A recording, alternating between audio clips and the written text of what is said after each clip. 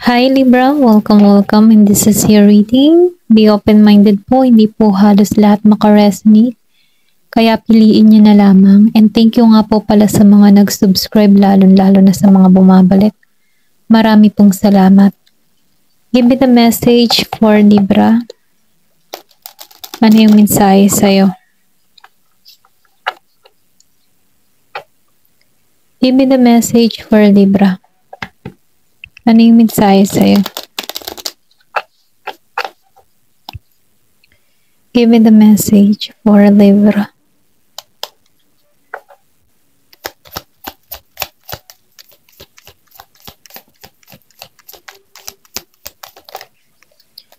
Meron ka ditong 8 of Cups. Reverse. Give me the message for Libra. Meron ka ditong 3 of Wands. Then meron ka ditong the Fool. Give me the message for Libra. Meron ka ditong Ace of Wands. Give me the message for Libra. Meron ka dito 7 of Pentacles. Give me the message for Libra. Meron ka dito Knight of Pentacles.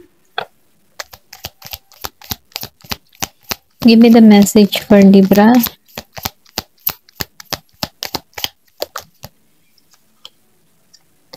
Meron ka dito the Hermit.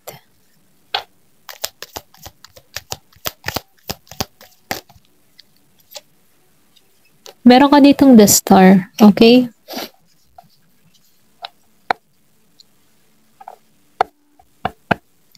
Nakikita ko dito, no? Ikaw ay hindi nawawala ng pag-asa dito or pwede rin sabihin na ikay nagtitiwala, okay? Yung pagtitiwala mo ito yung magdadala sa tagumpay. Yung iyong mga panalangin ay masasakatuparan, mga hiling mo, okay? Dahil meron ka ditong the Star. Kumbaga, nakikita ko dito na ikaw yung tipo ng tao na punong-puno ng pag-asa.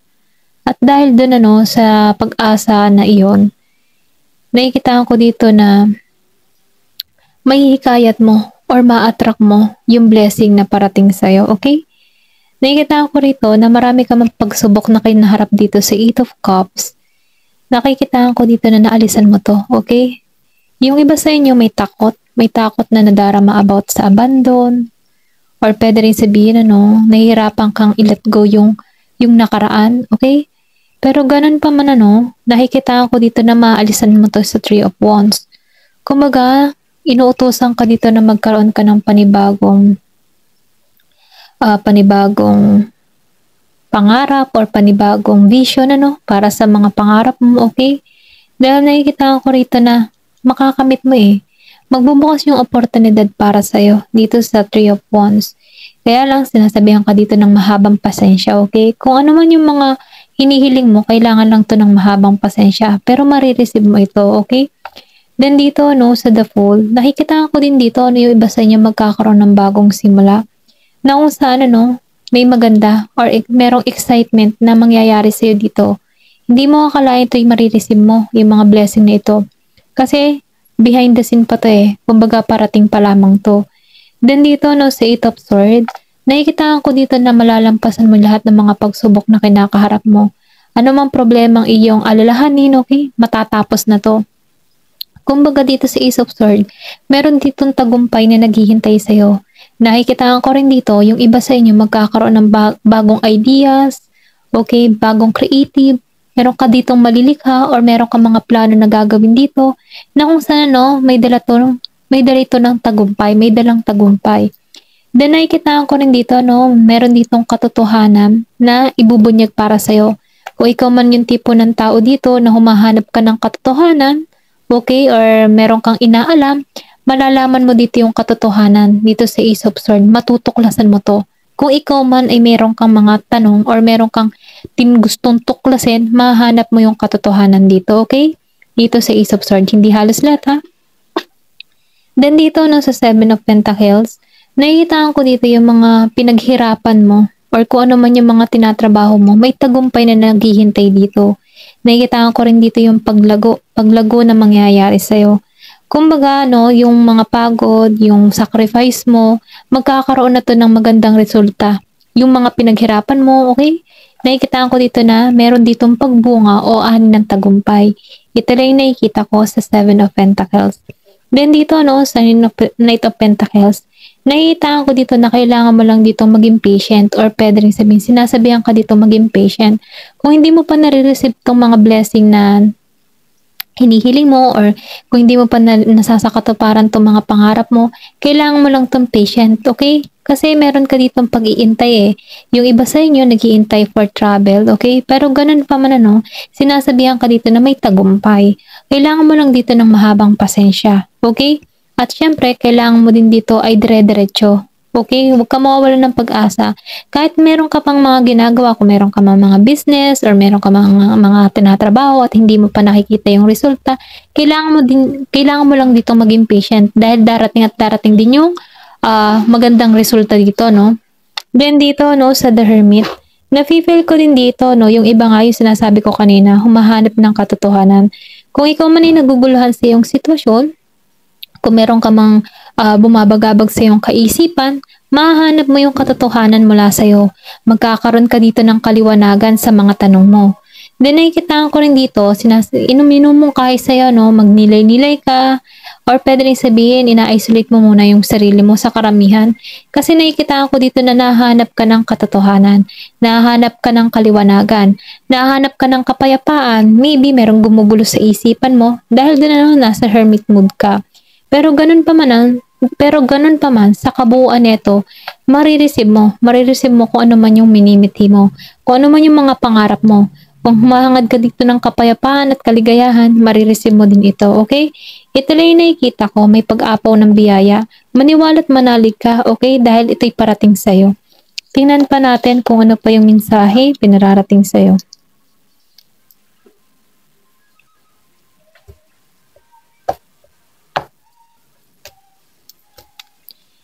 Give me the message for Libra. Meron ka ditong March. Meron ditong mangyayari o magaganap sa iyo ngayong Marso, okay? Pwedeng sabihin ano, ito yung simula ng pag-aani ng tagumpay sa iyo, okay? Meron ditong year. So, meron ditong magandang balita na parating sa iyo. Meron ditong hatid na magandang balita. Then dito, no, sa funnel, period of frustration, lesson to be learned. Kumbaga, no, marami ka na rin ditong naranasan or pwede rin sabihin na naguluhan ka. Pero nakikita ko dito sa mga pangyayari, kung ano man yung mga tinatahak mong problema or kung nagkamali ka man, ano, meron kang napulot na aral dito, okay? Then dito, Angel, ano, nakikita ko dito na ginagabayan ka, pinoprotektahan ka, nang sa ganun, no, hindi ka masaktan ng iba. Kung nakakaranas ka man ng kung ano-ano mang something na may pagkahiwaga or kung nakakaramdam ka na feeling mo may gumagawang hindi maganda sa'yo, huwag ka mag-alala, ikaw ay protektado. Ginagabayan ka ng anghel mo. Hindi ka maano dito, okay? Give me more information. Ano pa yung mensahe sa'yo? Meron ditong younger woman. So, nakikita ko rin dito, no? Meron ka ditong kadiling na batang babae. May pagkachinita. Ito na yung nakikita ko. Then, ballet. So, nakikita ko dito, no, na maybe itong batang babae, pwedeng anak mo to, nagbibigay sa'yo ng lakas at kapayapaan sa'yo. Pero nakikita ko rin dito, no, may kasiguraduhan dito na tagumpay na parating sa'yo, okay? May dulot ng swerte para sa'yo. Ayan. Kung meron ka mong anak na babae, ito'y tumutulong sa'yo or ito yung tutulong sa'yo. Ayan. Meron ditong needle thread. So, sinasabihan ka dito, ano, kung ano man yung hiling mo, matutupad ito. Kumbaga, para ka ditong sinubok eh. Kumbaga, bago mo makamit yung kahilingan mong ito, talagang dumaan ka talaga sa butas ng karayom. Ayan. meron ka ditong caterpillar. So, nakikitaan ko dito yung pagbabago ay parating na. Okay? Meron ditong malaking pagbabago ang naghihintay sa'yo. Hindi mo to inaasahan. Okay? Ito lang nakikita ko. Meron ka ditong agila. So, nakikitaan ko dito yung tagumpay ay parating sa'yo. Yung mga hadlang or mga balakid sa yung mga tagumpay, matatapos na to, no? Kasi, ikaw makakamit nito eh. Ikaw makakamit ng tagumpay dito. Then, meron ka ditong stop. So, you will be taken care of in difficult time. Marami ka nang kinaharap na pagsubok or mahihirap or mahirap na pagsubok, ano? Pero ganun pa man, ano, nakikita ako dito na napagtagumpayan mo to or nakayanan mo to mga pagsubok na kinaharap mo. Ayan. Give me more information. Meron ka ditong vulture. So, nakikitaan ko rin dito, ano?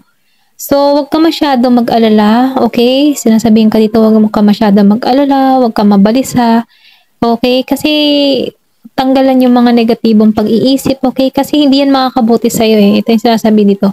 Kung meron man ditong taong nagagalit sa'yo, wag kang mag-alala, hindi ka naman pababayaan dito ng angel mo. Protektado ka. Kaya wag kang mabahala dito, okay? Sa vulture. Meron ditong money pot. So, nakikitaan ko dito na meron ditong pera. Kumbaga, a pot of money. Kumbaga, nakalagay dito, a pot with money is waiting for you to find it. Kumbaga, yung daan ng kaperahan, okay, ay naghihintay sa'yo. Kung hahanapin mo to. Or pwede rin sabihin, ano, at the end, ito yung marireceive mo, itong pot of money, na kung saan, ito talaga yung para sa'yo. Ayan. Meron ditong kasaganahan na naghihintay sa'yo. Give me more information. So, pig, beware, okay? So, sinasabihan ka dito, ano, beware sa pagiging greedy. Yan. Meron ditong year of the pig.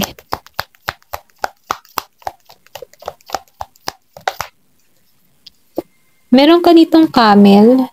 So, nakikitaan ko dito, no, kailangan mo lang dito magtiyaga dahil meron ka ditong marireceive eh. May marireceive kang biyaya. Then, ma-overcome mo lahat ng mga problema mo. Kung nakakaranas ka man ng hirap sa panahon ngayon, ano, kailangan mo lang dito magtiyaga. Malalampasan mo to, okay? Then, dito, no, 3. Yung iba sa inyo nagkaroon dito ng affair sa family. Pero ganun pa man, ano, nakikitaan ko dito na kailangan lang dito ng tamang pag-uusap, tamang pangunawa or sabihin nating habaan ng pasensya, no? Nang sa ganun magkaroon dito ng pagkakasundo-sundo.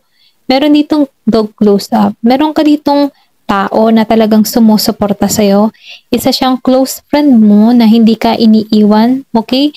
Itong tao na ito ay mapagkakatiwalaan mo. Ito na yung nakikita ko. Meron ditong year of the dog, year of the pig, okay? Ito na yung nakikita ko. Ayan, hanggang dito na lamang po. Thank you for watching and love and peace.